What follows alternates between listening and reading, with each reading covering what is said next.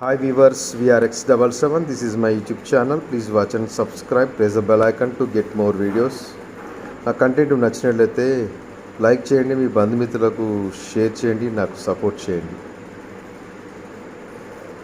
తెలంగాణ లోపల పరిపాలన కుంటుబడినట్టుగా అనిపిస్తుంది. ఎందుకంటే సిచ్యువేషన్ చూస్తూ ఉంటే ఏమీ కనుచూపు మేర లోపల ఎక్కడ దరి కనిపించట్లేదు. నడి సముద్రం లోపల నావలాకనే అయింది పరిస్థితి. పరిపాలన దక్షత ఉన్నటువంటి ముఖ్యమంత్రి ఉన్నా కానీ పరిపాలన లోపల దూసుకుపోలేకపోతుంది. ఎందుకంటే అన్నీ ఉన్న అల్లు నోట్ల శనన్నట్టు సెంట్రల్ గవర్నమెంట్ ఎలాంటి ఫండ్స్ తెలంగాణకు ఇవ్వటం లేదు. ఇది మాత్రం 100% వాస్తవము. అదేవిధంగా తెలంగాణ లోపల రియల్ ఎస్టేట్ వ్యవస్థను కూడా కుప్పకూలిపోయింది. మరి అదేందో కర్మ కానీ తెలంగాణ లోపల రియల్ ఎస్టేట్ తద్వారా వచ్చేటువంటి ఆదాయం, రిజిస్ట్రేషన్ల ద్వారా ప్రభుత్వానికి వచ్చే ఆదాయం కూడా కుంటుపడింది. మరి ఇప్పుడు మేజర్ ఆదాయం తెలంగాణ లోపల ఎక్కడొస్తుందంటే రెండు మేజర్ ఆదాయం మన తెలంగాణకి వచ్చేటువంటి రెవెన్యూ ఒకటి, హైదరాబాద్ నుంచి వచ్చేటువంటి కమర్షియల్ ట్యాక్స్ రూపంలో వచ్చేటువంటి ఒక రెవెన్యూ ఒకటి, అదేవిధంగా మున్సిపల్ శాఖ. అంతే కదా, మున్సిపల్ శాఖ అంటే హౌస్ ట్యాక్సెస్ ఇట్లాంటివి ఉంటాయి కదా, పన్నులు, వ్యాపారం పైన పన్ను, వృత్తి పన్ను, ఇట్లాంటి వాటిపైన వచ్చేటువంటి మేజర్గా పన్ను. రిజిస్ట్రేషన్ల పైన వచ్చేటువంటి పని ఎట్లాగో ఆగిపోయింది. అదేవిధంగా లిక్కర్ అమ్ముకోవడం ద్వారా, మేజర్గా లిక్కర్ అమ్ముకోవడం ద్వారా, అదేవిధంగా ఈ విద్యుత్ ఛార్జీల పైన వచ్చేటువంటి పన్ను ఎలక్ట్రిసిటీ డిపార్ట్మెంట్ మీద, అందులో కూడా ప్రభుత్వానికి ఆదాయం వస్తుంది. కానీ ఈ వచ్చేటువంటి ఆదాయము ఉద్యోగస్తుల జీతాలకైతే సరిపోతలేదు. గత ప్రభుత్వం చేసేటువంటి అప్పులకు వడ్డీలు కూడా కట్టాలి కదా. ముఖ్యమంత్రి గారు రేవంత్ రెడ్డి గారు క్లియర్ కట్గా చెప్తున్నారు, నా చేతిలో ఏమన్నా అల్లావుద్దీన్ అదుపు ఉందా చూమంతర ఖాళీ అని చెప్పేస్తే వచ్చి పడడానికి.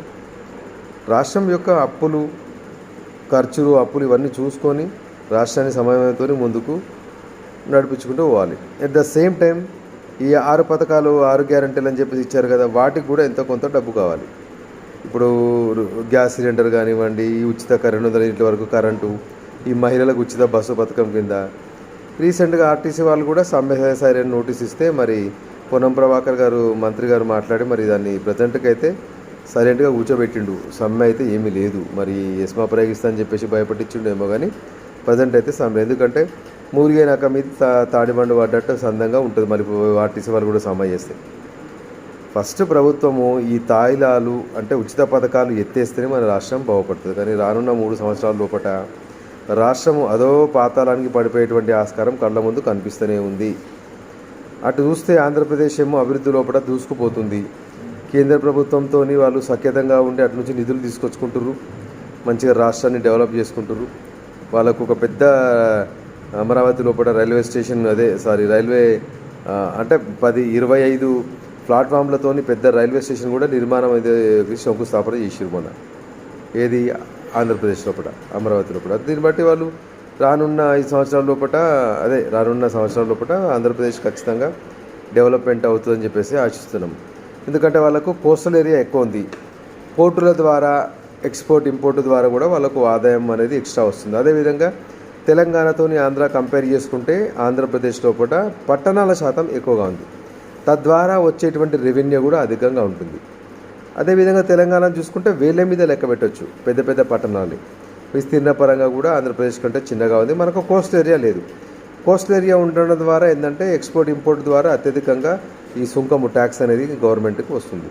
అది కూడా ఒక అందుకు లాభమే. అదేవిధంగా మత్స్య పరిశ్రమ ద్వారా కూడా, ఎక్స్పోర్ట్ ఇంపోర్ట్ ద్వారా కూడా ప్రభుత్వానికి అన్ని రకాలుగా ఆదాయం సమకూరుతుంది. అంటే ఇప్పుడు ఒక విధంగా చెప్పాలంటే ఆంధ్రప్రదేశే మన తెలంగాణ కంటే అభివృద్ధి ప్రదంలో లోపల దూసుకుపోతుందని చెప్పేసి కళ్ళకు కనిపిస్తున్నట్టు కనిపిస్తుంది. ప్రజెంట్ ఉన్నటువంటి తెలంగాణ ముఖ్యమంత్రికి చేద్దామని చెప్పేసి ఉన్నది, రాష్ట్రాన్ని అభివృద్ధి చేద్దామని చెప్పేసి అతను ఎంతో ఉత్సాహంతో ఉన్నాడు. కానీ ఫండ్స్ రావటం లేదు. రాష్ట్రం లోపల రెవెన్యూ అంతంత మాత్రమే వచ్చింది, ఖర్చులకు సరిపోతుంది, అప్పులపైన తీసుకున్నటువంటి వడ్డీలకే సరిపోతుంది. మొన్న రీసెంట్గా కేసీఆర్ గారు ఏమన్నారు, అప్పు చేసినా ప్రాజెక్టులు కడతా, రాబోయే తరాల వారు నన్ను క్షమించరు అని అన్నారు. అప్పు చేసి మరి ఎక్స్ట్రా పంటలు మనం పండిస్తున్నామా మరి మనం తెలంగాణ లోపల? అది ఎంతవరకు అతను అన్న దాంట్లో వాస్తవం ఉందో ఏమో అర్థం కావటం లేదు. కానీ ప్రజెంట్ అయితే ప్రభుత్వం నడిపించడం అనేది ఒక కత్తి మీద సామలాకరంగా అనిపిస్తుంది. అన్ని ఖర్చులు ఎక్కువైపోయినాయి, ఆదాయం అంతా తక్కువైపోయింది. రాబడి లేకుండా అయింది. అందులోపల మళ్ళీ యొక్క ఉచిత పథకాల వ్యయం కూడా ప్రభుత్వం పైన పడుతుంది. ఆలోచన చేసి రానున్న